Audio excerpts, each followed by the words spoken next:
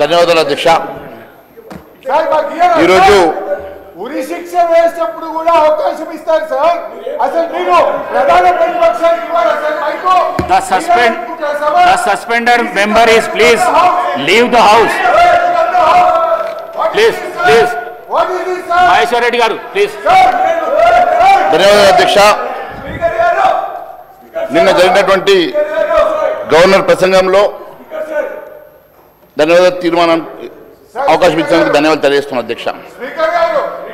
నిన్న గవర్నర్ గారి ప్రసంగం ఒక ఒట్టి డొల్లగా పాలనాపరమైనటువంటి ఆత్మ లోపించినట్టుగా కనపడింది అధ్యక్ష.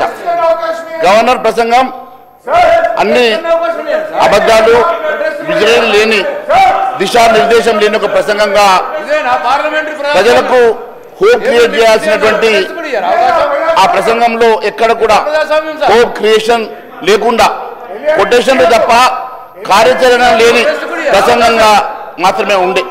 దిర్ వాజ్ నో అడ్మినిస్ట్రేటివ్ సోల్. పాలనాపరమైనటువంటి ఆత్మ ఈ ప్రసంగంలో లోపించిందని తెలియజేస్తాను అధ్యక్ష. గవర్నర్ గారి ప్రసంగం అనేది ఒక విజనరీ డాక్యుమెంటరీ లాగా ఉండాలి. వచ్చే ఏడాది కాలంలో కాంగ్రెస్ సర్కార్ చేపట్టబోయేటువంటి అభివృద్ధి ఎజెండాను గవర్నర్ ప్రసంగంలో ఆవిష్కరించాలి. కానీ గవర్నర్ ప్రసంగంలో విజనరీ ఛాయలు మచ్చుకైనా కానరాలేదు. ఇది మొక్కుబడి ప్రసంగం.